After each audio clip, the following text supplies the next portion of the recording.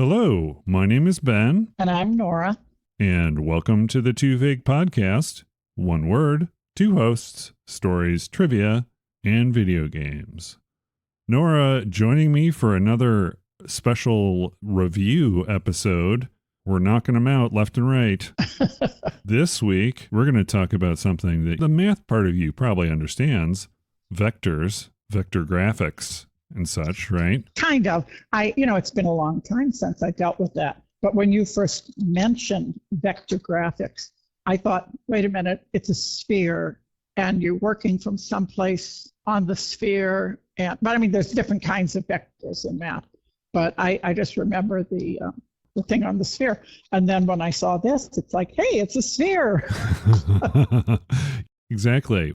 We're going to be reviewing the game Stratogun, promoted by Numbskull Games and developed by Horsefly Games, published in a cooperation with those two.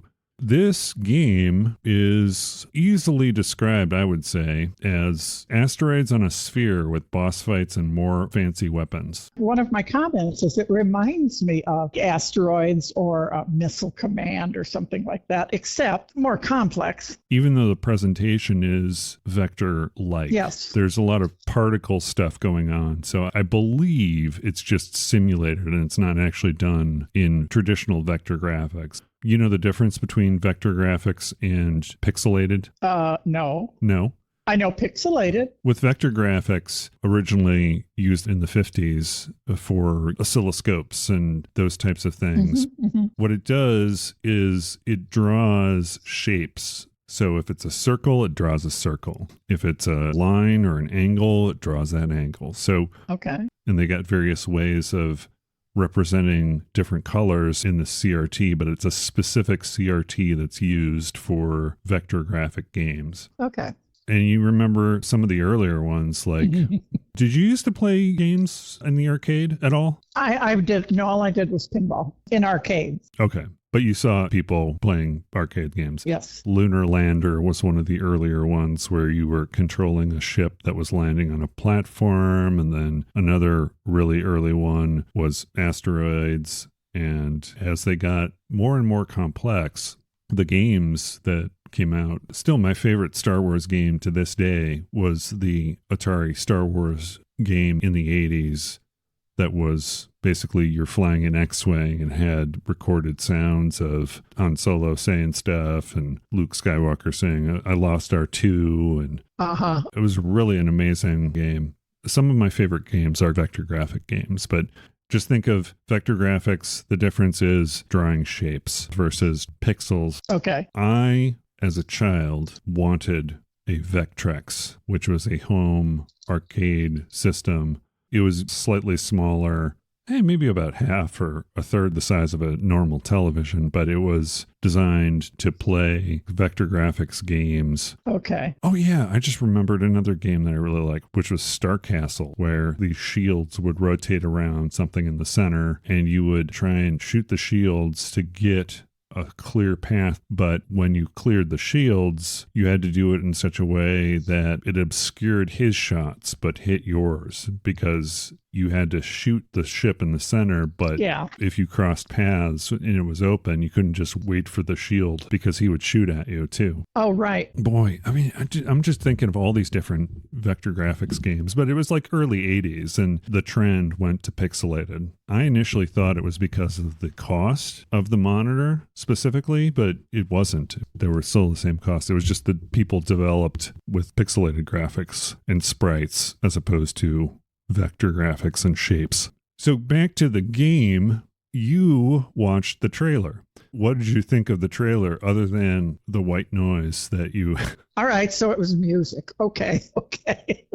The first time I watched it, it was like, no. But then I watched it a couple other times, and I did see the game in it. Now, I would like more information or more about how it's being played or something, how to play it in the trailer. Right. But I understand that people who play these kind of games, you don't have to spoon feed them on, what's going on. They see that. So that is not a negative, can't be a negative.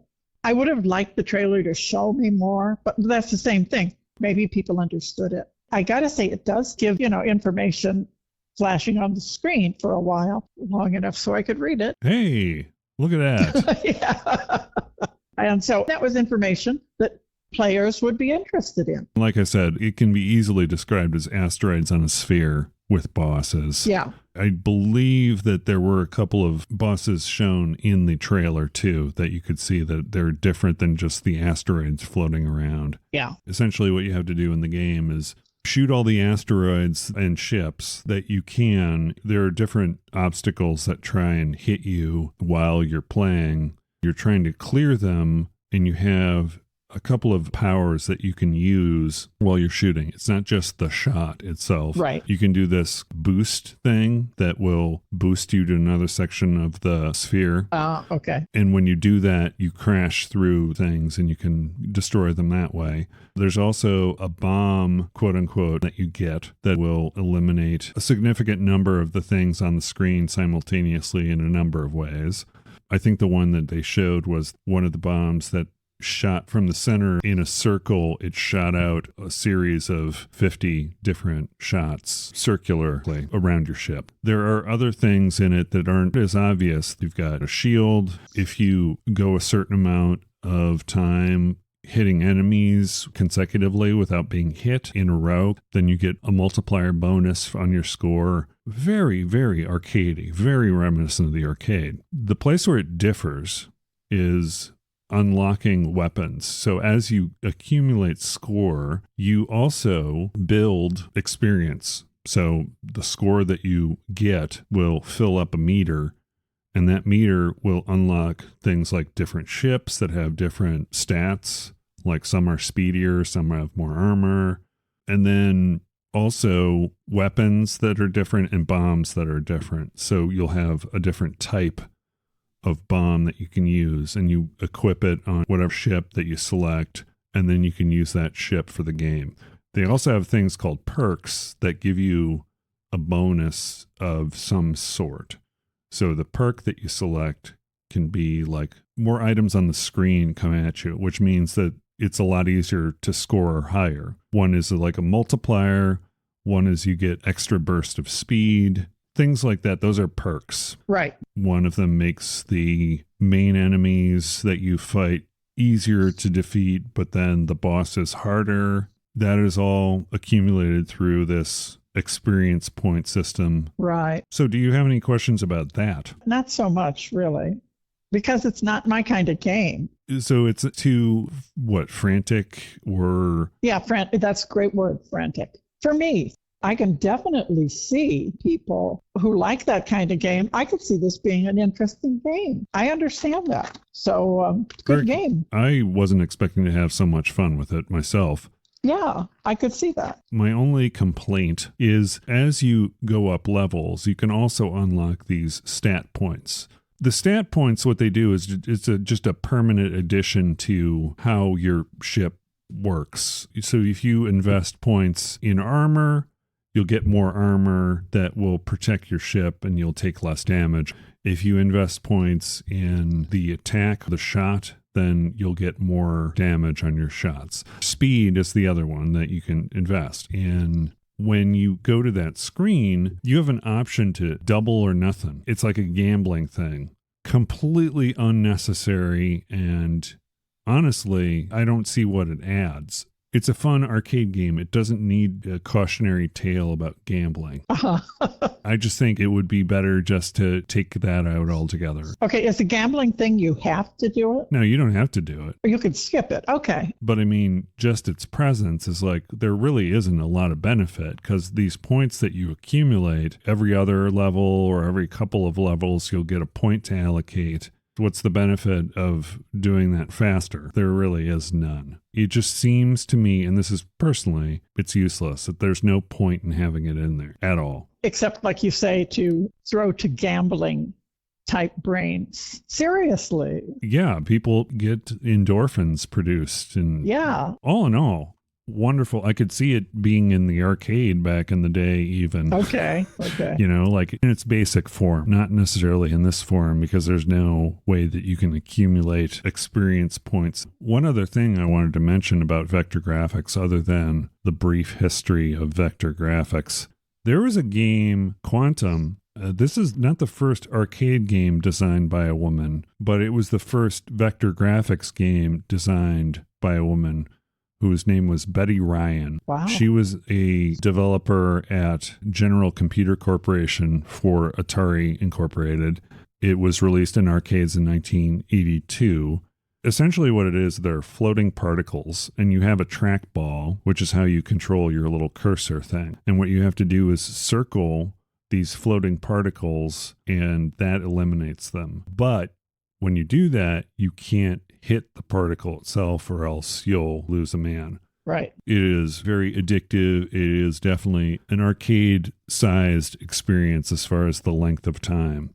Whereas when I was playing Stratogun, as soon as you clear the asteroids, a boss appears, and that can last a little bit long. And it's got, I don't know how many bosses it has, but I've seen 3 different bosses in my plays. Okay. But Quantum, definitely, it's one of those very tricky games to master. One of the things you can do if you make the high score is you can sign your name with the trackball. Oh, okay. Do you see the possible problem with that? No. Oh, okay. Well, then... Then you are pure as the... Oh, okay. As an ex-teacher, yeah. Textbooks, yeah. I got it. Yeah, tap into that whole drawing penises on everything sort of. Right. Oh, I used to say it was teacher. And then you're like, oh, right. Okay, I get it. Yeah, but it just took me a little while. It was not a super popular game. I think it was just hundreds of units they produced, but it's a very interesting, fun little game of the early days of the color vector graphics games. I actually did buy a version of it. Atari is putting out these reimagined classics that include the original in addition to the reimagination. Okay. And it was on sale, so I just picked it up because I wanted to play around with it and get into the arcade groove. I seem to remember Atari making more of these vector graphics games than anyone else, but Sega put out one that was Star Trek. You had a map that showed the placement of ships, and then you had the front view, and this was split. I mean, the screen was split into like 4. If I remember correctly, on the lower right-hand quadrant was the view of the front of the ship, and you would use this knob to steer, to determine your direction, and you had buttons that would accelerate and shoot your photon torpedoes and lasers and stuff. But it was all vector graphics. And I don't know if they got Leonard Nimoy to do it, but when you started the game, it said, "Welcome aboard, Captain."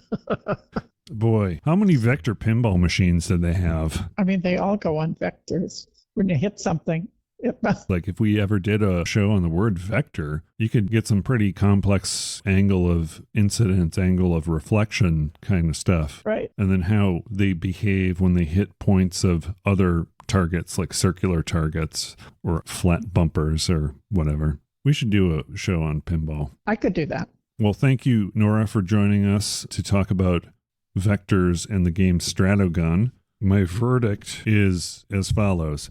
If you like arcade games, you'll probably like this. I found myself playing it a lot more than I thought I would, but then it also kind of whet my appetite for exploring some of the traditional vector graphics games of my youth. I would say, if you like the concept, check it out. It's pretty darn good.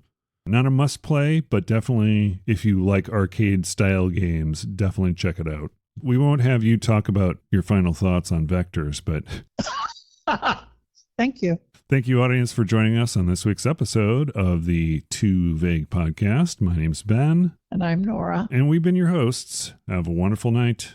Bye. Bye.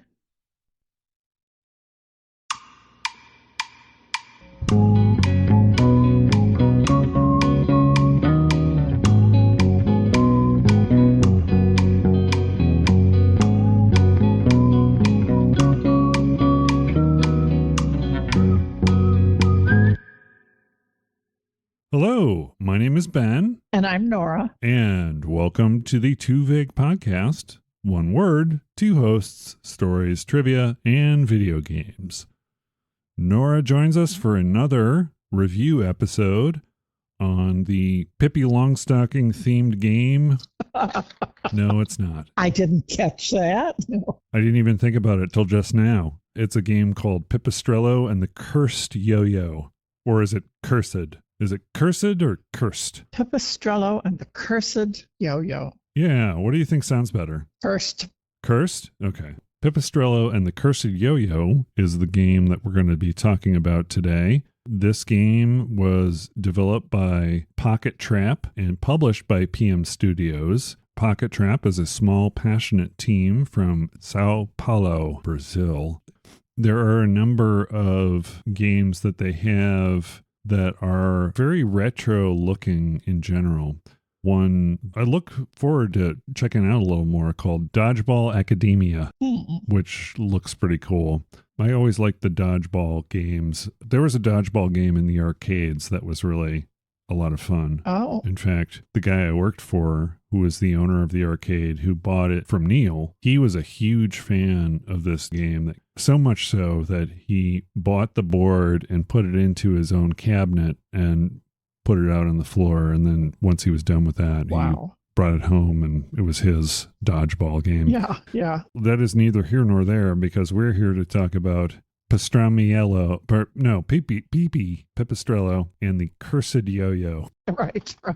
As the story goes, you play the bat. Yeah, it's a bat. Isn't that interesting? Pipit, he is called, is a small but mighty bat. Yes, who came in 312th, I think, in the yo-yo competition, but it's his prized possession, his yo-yo. He is the heir to the Pipistrello fortune. His aunt, Madame Pipistrello, runs a power company that essentially they've got these, I think it's roses that generate power. Oh, yeah. As the game starts, you are kind of thrust into this. You've got four enemies that are trying to disrupt the power monopoly that the Pipistrello family has, because that's how they get the energy is through these flowers, these roses. Right. You visit and they invade the office, these four villains, and as it turns out, they freeze her with this weapon, but then Pipit uses his yo-yo to disrupt the battery charging. Her spirit gets split between four different batteries, and then you throw your yo-yo into the ray that puts her additional piece of her spirit into the yo-yo. Okay, power up. Yeah. So then you spend the rest of the game trying to reassemble her spirit and bring her back. Yeah, I like the idea of he was trying to rescue his beloved auntie. I like that. Of course you would. Yeah. I don't agree with this. They call it a Yo-Yo-vania, but it doesn't need to be called a Castlevania or a Yo-Yo-vania. It's just a... Oh, yeah. Yeah, it's a classic adventure type of a game that I remember playing on the Game Boy Advance, which was a color version of Game Boy that I had for a little while. It was so cool. The games were so great. It was a 32-bit machine, but it fit in your hand and it had like a little flip top. Do you remember those? Yes, I do. I remember bringing the Game Boy to my other aunt's house. Her four kids wanted to take turns. And I was told by Cindy that since I brought it into the house, I had to share it. That's a teacher thing. Okay. So you have enough candy for everybody? Exactly. Yeah. Exactly. It makes sense. I was staying there, her house, her rules, Yes. I respected that.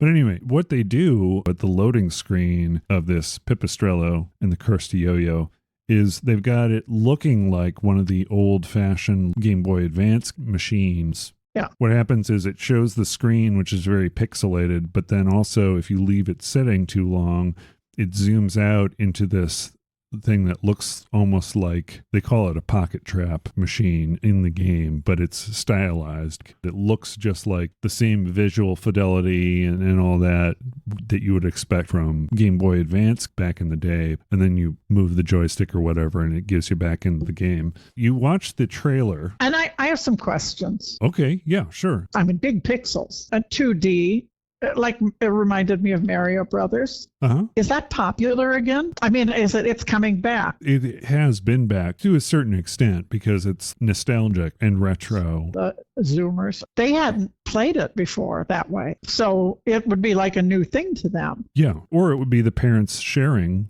their love of this type of game and saying, yeah, this is how it was for us back in the day. And Pipistrello, let me just say, is an excellent example of how those games were difficult. It does have some very difficult parts in it. Mm-hmm. Here's the thing that makes it a little more accessible to people who give up when they get something that's too hard. It's got a lot of options in the background.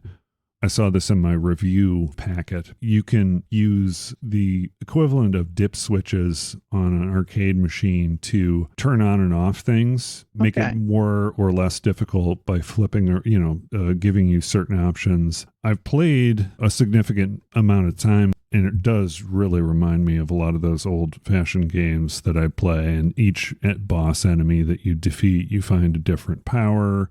There are things in the environment. It's not necessarily enemy-based. It's sometimes you just have to figure out how to get the treasure thing. Like there'll be little jars that have floating petals in it. Once you accumulate all of those, then you put it together and you get an increased heart or an increase in your stamina or whatever. Uh-huh. Pretty traditional, which I wouldn't expect you to understand because you never played that kind of game before, I'm guessing. I guess not. I may have tried something once or twice. Like a Super Mario Brothers or whatever. Yeah, but not. It was never like, oh yeah, I got to play this again. It's like, okay, I tried it. The game itself, boy, it's another game that I think a lot more fun than I expected to have with it. But it does take a while to get through, and there are difficult boss fights. I just wanted to see what I was in for, so I took a look at someone who played all the way through it. And it takes about 8 hours, which is a little longer than those old school Game Boy Advance games, but not by much. You go around the map, you unlock bonuses as far as, collecting different things. You can unlock different moves, so you can beat enemies with your yo-yo a little bit differently. The power that you get early on in the game is you can throw your yo-yo. So essentially, it goes off the string. Okay. You can still use your yo-yo string to stun enemies, but until your yo-yo reappears back on your string, you can't defeat enemies, but you can stun them. And there are ways that you have to throw your yo-yo to get certain difficult-to-reach items and do things to get money that will allow you to buy a lot of these moves and extra things like batteries. They're puzzles that you can go into areas where you go down into a sewer and you've got to figure out how to transfer the battery to unlock different doors. It's just a really great nostalgic game. You said you had another question about it. Not about the game part, about the story part. Is the Pipistrello family a crime family? No. Are you sure? Because it says rival crime bosses to be overthrown. Here's what I say. They're about as crime boss as any billionaire is. They're rich beyond their wildest dreams, and therefore they think they're above the law, and they got the market cornered on energy. So in that sense, I would say yes. Okay. I didn't read it that way. Although when you start the game, you're taking a cab to your auntie's mansion, and you start talking about your cool yo-yo and showing it to the taxi driver. But then when he figures out that you are in the Pipistrello family, he freaks out and he insists on not charging you for your taxi ride. Oh. So yeah, depends on what your definition of crime is. Right. They don't do everything above board is what I'm saying, but I wouldn't necessarily call them. But they don't shoot a lot of people to get them out of town or something. As far as I can tell, no. Okay. But I am very early on in the game. There are other ways to traverse the environment that you unlock as you go along. that make it really tricky to maneuver, but it's an X+1 thing. You get a move, you master that move, then you get to a point in the game where they add another move, and then you master that move. Being able to get to different places in different ways is how essentially that you unlock anything in the game. Okay. There's a town square kind of area that you start out at, and then you've got the 4 different areas of each one of the bosses that you've got to fight to retrieve the battery. Right. So those things are different depending on which one you choose. Some environmental, some puzzle changes, but you can go back and solve puzzles that you weren't able to once you receive the move that allows you to do that. I can't say that the story of Pipistrello is something I can connect with.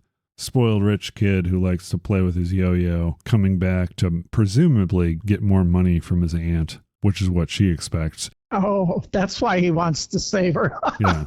Okay. Well, I mean, I don't know. I think that the aunt thinks it's money, but it's actually not money. Interesting. I noticed it was available on lots and lots of platforms. Oh, yeah. And other ones I know are available on 1, maybe 2, but this had a whole long list of them. So either they plan on it being very, very popular. The nostalgia component and games like we used to play when we were younger, games that I used to play when I was younger, as far as these sometimes overly difficult games that have boss fights that you've got to try over and over and over again until you figure out how to beat the boss kind of thing. Yeah. These are games that are nostalgic to a certain audience. So I think that even though you would say to someone that this looks like a child's game because of the graphics, it's really not. It's got some off-color things in it, but it appeals to the older audience, which makes sense why it's on the Xbox and the PlayStation. It appeals to those audiences that are going for that kind of nostalgic feel of a game. Because they don't make these games normally anymore. This is a type of game that, you know what, I take that back. They make this type of game, but they make it differently, and it's a lot more complex. This is just figure out how to traverse the area, find all the stuff, and beat the bosses. And I think the newer games of this type where you accumulate different powers that will allow you to traverse the environment, similar to what I said with Ender Magnolia, where it opens the map and you've got different boss fights, but it's a different feel in those games. It's not the nostalgia that's grabbing you. This is definitely designed to be nostalgic and feel like those old games. That was my impression, definitely. And the special edition that if you buy the physical copy comes with a stuffed Pipit. A cute little bat-looking thing. Yeah, yeah. I'm not going to lie. I can't actually play the disc on my PlayStation 5 because I have an online-only version that everything downloads to the hard drive. Oh. But I thought about getting it because I love that little cute bat thing. Just what you need. I thought the game itself sounded interesting.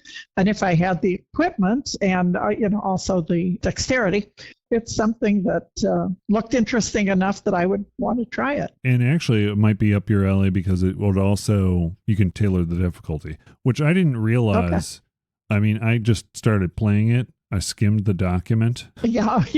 In the document, it doesn't tell you in the actual game itself, but what it says is there isn't a difficulty menu so much as there is a way that you can change things, flip switches that will make it easier for you. So you've got options there too. Okay. You can give yourself more life or more badge points that allow, I didn't even talk about the badge points. There are badge points and skills that you can get that unlock additional perks or energy or other things that help you in your journey. There are 2 characters that are members of the family, I guess. They have Pip names because everything is Pip of something. There are these things, badges that you can level up that will give you extra bonuses.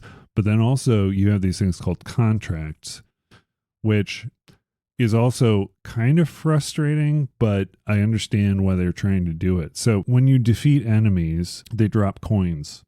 And those coins you use in order to buy things. Oh, okay. One of the things that you can do when you get these extra powers is you enter into these contracts with the person who gives them to you. It gives you a bonus but your health is reduced by 1 heart. There is a negative, right? Oh, okay. Until you accumulate all the money that you need to fulfill the contract. So when you have that contract, half of your money goes to your pool and half of your money goes to paying off the contract, which is an interesting way to handle it, I think. It makes it a little more challenging too. You have to consider that. Yeah.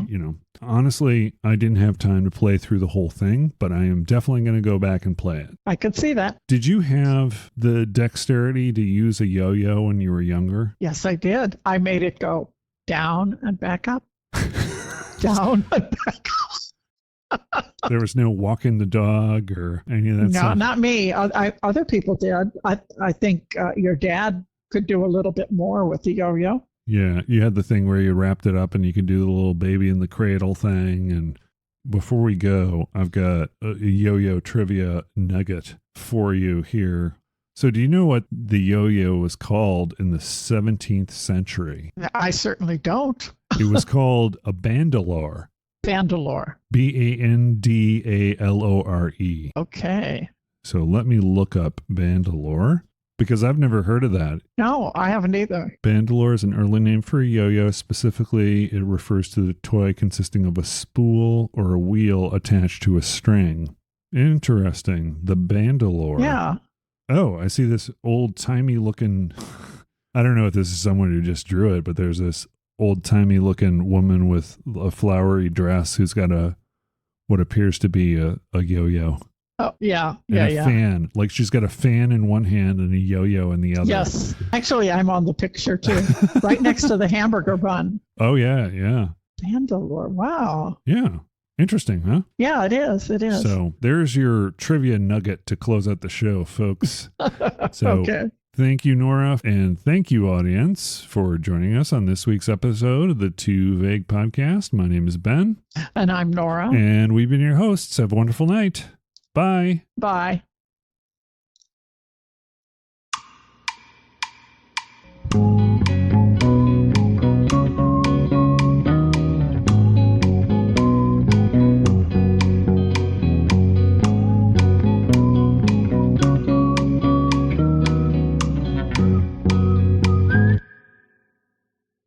Hello, my name is Ben. And I'm Nora. And welcome to the Too Vague Podcast. One word, 2 hosts, stories, trivia, and video games.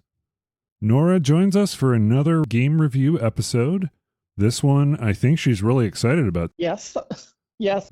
As soon as I saw that it was going to come out, I was like, I need to put in a request for a key on this because it's just so strange of a concept. But the game is called Date Everything, promoted and published by Team 17. The developer is Sassy Chap Games in the UK, obviously. That's my guess. Sassy Chaps. Okay, so here's the description according to the information page I received. Your BFA in customer service unfortunately goes to waste as you lose your job to AI. Too soon. But a mysterious stranger sends a gift, magical glasses called Dateviators, which make your house come alive and dateable. Each dateable object will open up, have their own stories, and potentially become your lovers, friends, or enemies, with an exhaustive who's who of voice actors keeping you company along your journey. So this is a game that is sort of a dating simulator. I guess there are puzzle elements to it because you've got to look around your house for objects and stuff. What were your thoughts on the trailer, and do you have any questions based entirely on the trailer? Comments, maybe, but questions? I don't know. First of all, when you explained it, I thought the concept was great. It's like out there, but great. And I imagine the creativity, the creative minds that worked on this, the names of the furniture, the personalities of the furniture, the little bit that I saw about that, it's just wonderful. I mean, I really liked it. Is there an age rating or something on it? My guess would be M for mature, because it does have some saucy, let's just say, stuff in it. Okay. One of the things in the trailer said they were talking about the Daviators, Yeah. and it says they're magic fuck furniture date glasses. So right there, it said that on the, Right. which I guess you don't have to do to the furniture. It's definitely aimed towards adults. One of the objects you can date is a sex toy. Okie dokie. Is that That's Van? Benoit. Which you find out they're bitter because they were purchased for you as a joke. Oh. So then you got to smooth it over with Benoit by using Benoit. Right. Okay. There's also a rubber ducky that's like a very dominant, angry personality.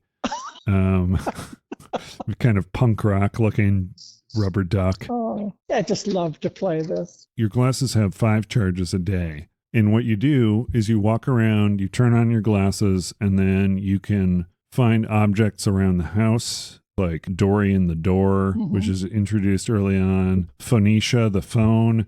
It's got a very light tutorial where it shows you what you do in a typical day, which is essentially use these 5 charges to talk to objects and then develop relationships with them. There are 100 different objects that you can do this with. So it's just a cycle of learning things about these objects as you date them.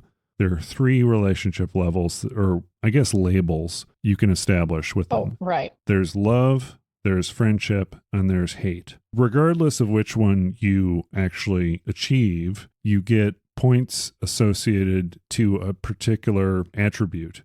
So there are 5 different attributes on a hexagon, right? Each point of the hexagon represents a statistic. And when you establish a relationship with an object, you get 5 points in any one of those different areas. So certain objects give you certain points. They're called specs points. Duh. I've got them written down. Yeah.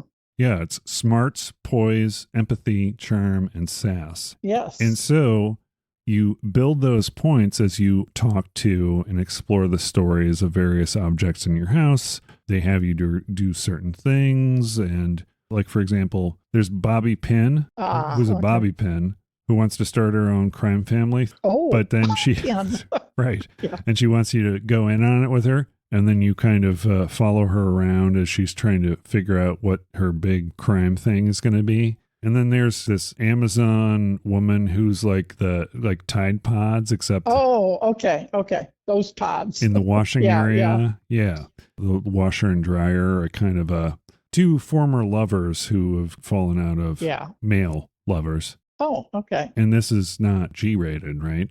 Did that make sense as far as accumulating those points? Oh, yeah. Your goal is you want to accumulate as many as possible, because at a certain point, once you reach a part of the game, you find out that you can turn these different personifications of these objects into real human beings and then let them go, let them leave the house. Oh. And their dependencies, like some of them appear in other people's stories. So when you quote unquote realize them, you need to do it at a certain point. If you can't realize someone, the game tells you. Another one of these warnings that happens also is it's like trigger warning type of stuff. Oh, yeah. There's one existential dread that you'll meet. Yes, I saw it somewhere, but I didn't know what it was. He's got a pool cue ball with a smiley face on it. Ah, yes. On top of a muscular body. But he's very abusive to you. So Skylar, that's her name, Skylar Specs. Oh, that's right. So Skylar Specs will warn you about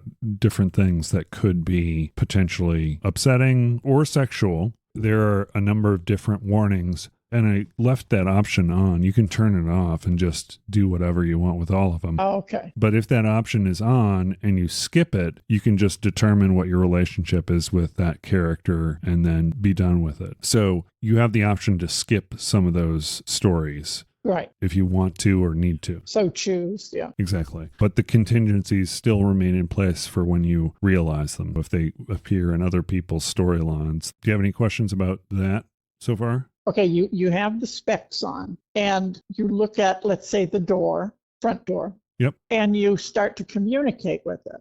Is it a door when you start communicating, or is it Dorian?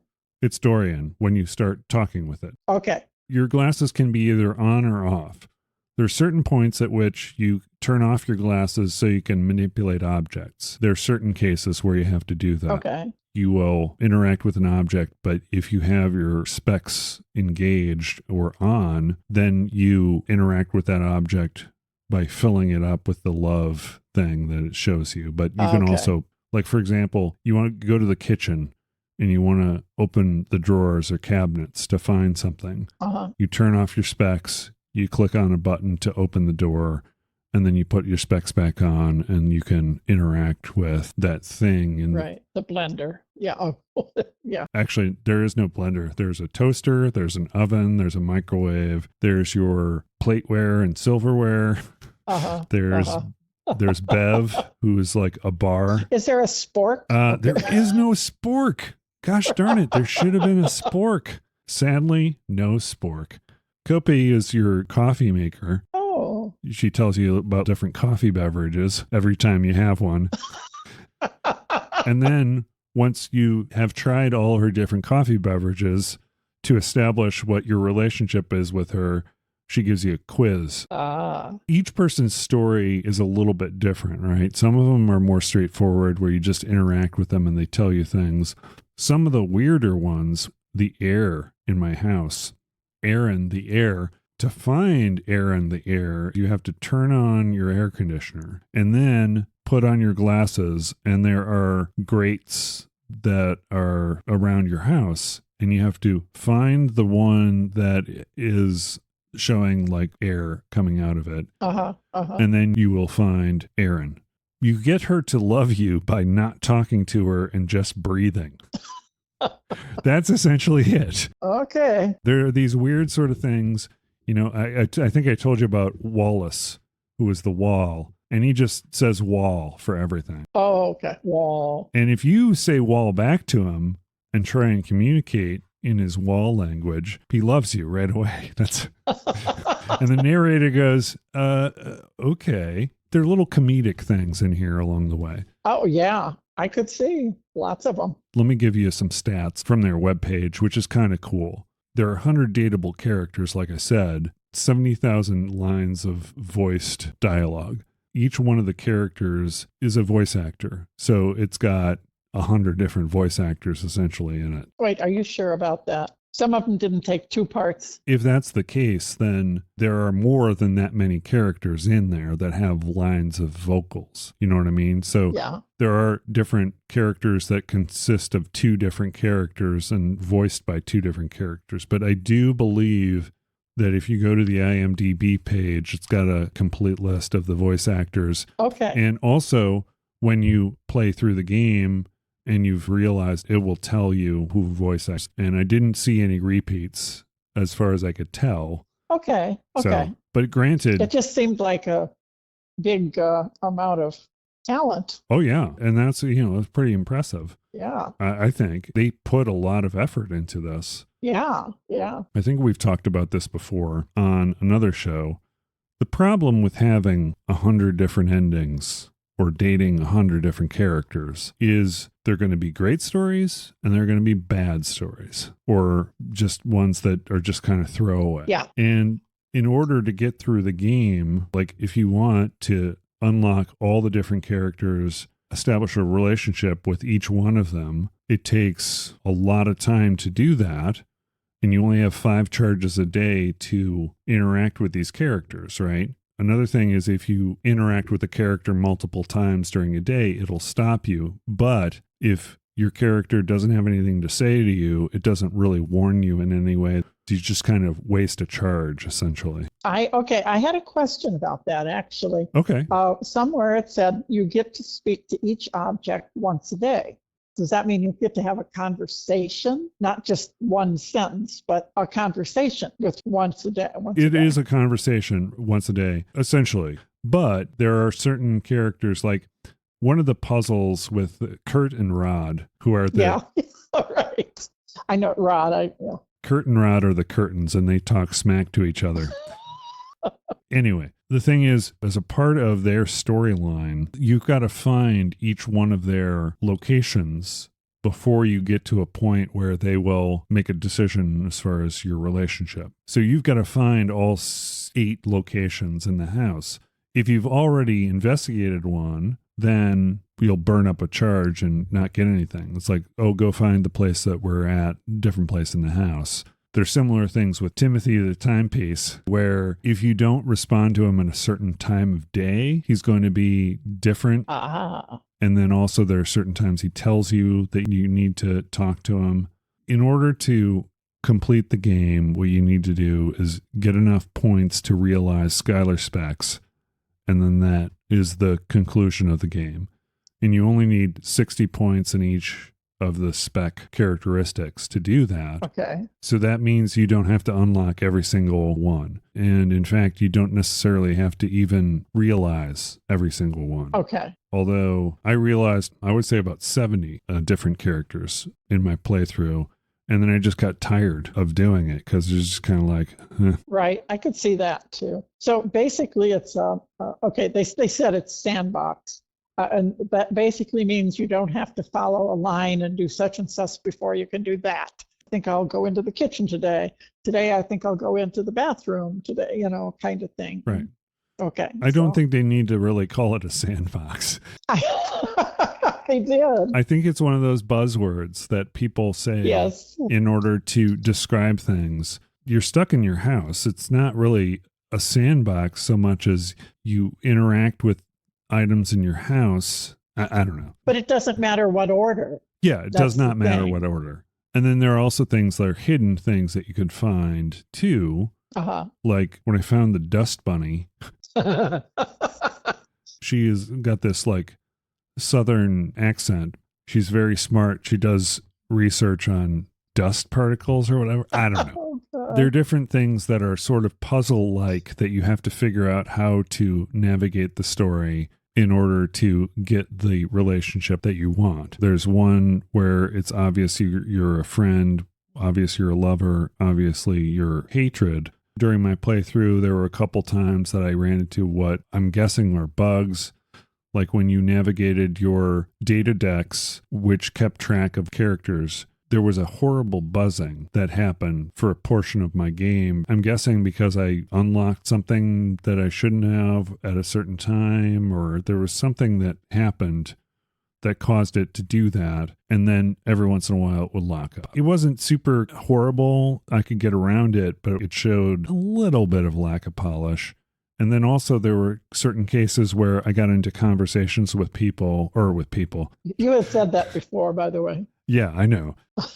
The human manifestations of objects in my home, that's too lengthy, but people. Yeah. There are some lines in there that didn't make sense that I ran into. What they respond to after doesn't make sense. There was one involving Arma, your fire alarm. You kind of get her to slow down, but she gets so slowed down that she starts smoking. Oh, okay.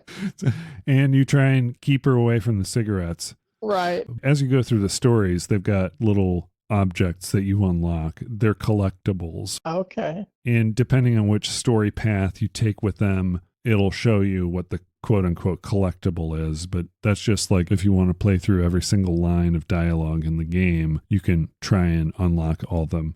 There is a new game plus, which allows you to try. But like I said, I got to a point where it's like, I don't want to talk to this guy. I don't care about his story. And in the end, it's not like there's 3 separate always. A lot of times it's like you make the decision as to whether you're friends or lovers. Okay. I love you. And you can say, I think of us more as friends. And they go, oh yeah, that's cool. But in the end, it really doesn't make that much of a difference. Such is life, I suppose. Shelley the Shells, boy, I tell you. Oh yeah. Muscular furniture just drives me nuts. Between her and Dasha the Desk, those were my 2 favorite. Oh yeah, Dasha. Dasha the Desk is a big Russian woman. She coaches you how to go on dates, but then she falls in love with you. And then Shelley, you have to work through. She was mounted wrong by the previous family, and she's always really hyper and tries to remain positive because she has to be. Yeah. You know, like some of the stories are just wonderfully weird, and some of them are just not. Now, here's another thing. When you reach the end and you realize your character, they give you a little bit of a, you remember 80s movies that had the summaries at the end? Yes. Like, so-and-so went off and started a business at blah, blah, blah.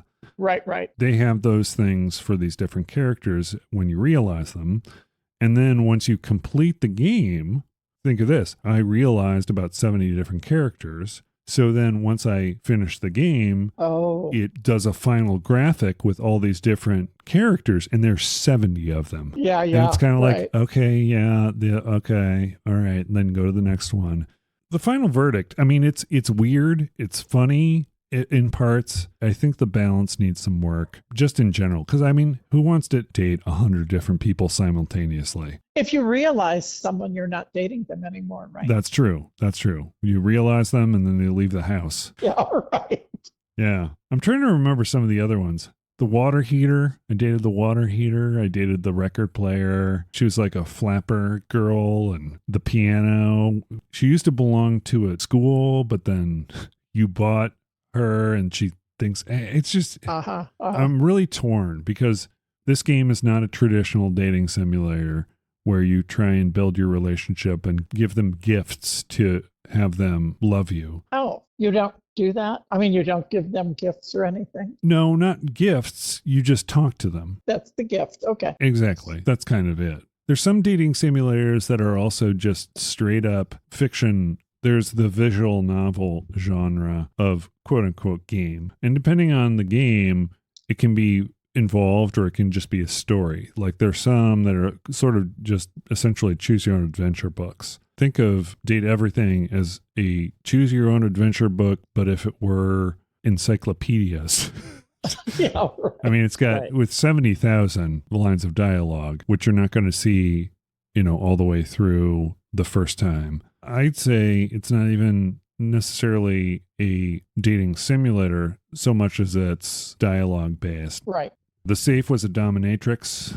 Art, he's the art on the walls, and he quizzes you about what you feel about different artwork. Do you remember Christoph? I don't know what he was. I can't figure that out. He looks like a tread machine. I mean... Yeah, he is. Christoph is the treadmill, and he wants violence all the time. But what is the Christoph? What is that? What name is that have to do with the machine? Maybe it's a play on CrossFit? CrossFit, Christoph? Could be. Oh, that could be. Yeah. I mean, they're not all clever with all of them. Right. But some of them make perfect sense, and others you have to kind of, like Kopi. Kopi is the coffee maker. Oh, yeah. The reason I thought about Kopi was the civet poop coffee, the Kopi Luwak. Oh, yeah. Right. Yeah, that's why I thought she was called Kopi, but anyway, it ticks the weird box. Yes, definitely. It is a lot of fun to a point, and then you just get bored. I can understand that. It just needs a little more balance. Either it needs more balance, or you need to limit the number of characters you're dating simultaneously, or break them up into groups somehow where you date one room and then you move on to the next room or something. I enjoyed myself. I wouldn't say it's a must play, but if it piques your interest and you want some weirdness, definitely play it. It is weird. Right, buy a PS5. It's on all platforms except the Mac. This is what I do with certain hobbies. I work on them for a couple of weeks and then I get tired of working on them. So I set them aside and do other things. And then I'll go back in a month or a couple of weeks. Couldn't you do that? And therefore it wouldn't be quite as getting tired of doing the same thing. Well, I would say yes and no. Here's another thing I think about the game that's a little bit annoying and could be done much better. Similar to the way they did Detroit Become Human, where they show you like a flow chart and how the different characters and their conversations interact. So if you do something, then you kind of can refresh your memory by looking at the flow chart where you are in the relationship. Because theoretically, you could have 100 different relationships going, and it doesn't give you that kind of reference to go and go, okay, yeah, I remember I was doing this with so-and-so and this with so-and-so. Okay. For some people, yes. For others, no. If I put it down for a week, I would forget where I was at with different characters and their contingencies and how they are related. Be more consistent with it. Yeah, it depends on how you play too. If you have some discipline in the way you play the game, then you probably would be able, I'm going to start with this room and date everyone in this room, and then I'm going to move on to the next room. It would probably be easier to keep track of all your different relationships that way if you did that. But without that, it's like putting it down when you've dated 50 of the objects in your house. Oh, yeah. Yeah. You know. I could see not being on top of that. Yeah, and it's the same question. It's like, do you really need 100 different simultaneous storylines? Yeah, right. But I mean, it is weird, and it was fun for as long as I was able to handle it. And as soon as I woke up all the people I wanted to wake up, I just stopped. This is another bug, but there was someone I realized who was the key. And when I realized him, the other character who's the computer, I couldn't realize the computer until I completed the storyline with the key, but I had already realized the key, so I couldn't. Oh, yeah. And that's the difficulty with testing. Think about the sheer math here. Exactly. 100 different characters intersecting. How much testing would you have to do for this? I mean, it took me, I probably played this thing for 30 hours total, maybe a little bit more than that. So what? It's been out for a little bit. Yeah, it's been out for a couple weeks, I think. Yeah, I was thinking like that. So this is kind of like an informal beta testing, and hopefully they will address all the bugs or whatever anomalies. So a bit, because there's so much that could go wrong. I could see that. Yeah. With these game codes, some companies will give you a route to report bugs. Others don't. So it depends on the company putting it out.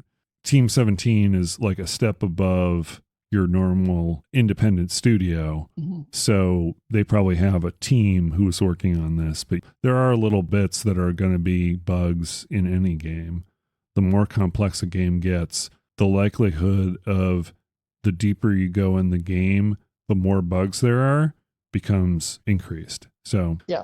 But like I said, enjoyable. I have the hots for Shelly the Shells. Okay. Voice and all. I don't know if they're muscular or not, but yeah, that reminds me of an actual dating story when I used to date. I went on one date with a female bodybuilder from Sweden.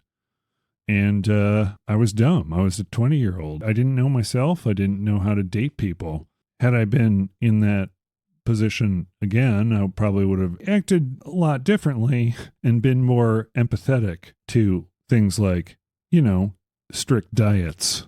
Oh, yeah. Because we went to TGI Fridays twice on our date. Once before we went up to Mount Lemon, and again, after we came down from Mount Lemon because they had closed off Mount Lemon. Oh. So. Yeah. You live and you learn with dating. You want some more fried food? Yeah, right. Exactly. Is that within your diet as a bodybuilder? So dating simulator. When I say dating simulator, what was the first thing that you would think of? A game that allows you to act like you should when you want to go on a date. Yeah. And however that happens, whether it's like a bachelorette or whether it's like a site, what do you call those, dating site thing. Mm-hmm. However you do it, you find out about the person and decide whether you want to go on a date with them continue seeing them or not. Find out things about the person. So that's what I think of as a dating simulator. Okay. As it's evolved over time, dating simulator and relationship development have kind of intersected. But your traditional dating simulator used to be like a raising simulator is what it was called in Japan, which is basically you raise a child as opposed to going out on dates. But it's sort of a variation of that. And then there are games that make fun of the genre of dating simulator. Well, yeah. There was this kind of a horror game that's called Doki Doki Literature Club, where it presented to you as a dating sim. You're part of a poetry writing group with a bunch of other girls, but then things go horribly awry, and there is an AI character in the background that does all sorts of weird things, and all sorts of weird stuff goes on, but it makes fun of that genre. I've got 2 more examples, and then we can close the show.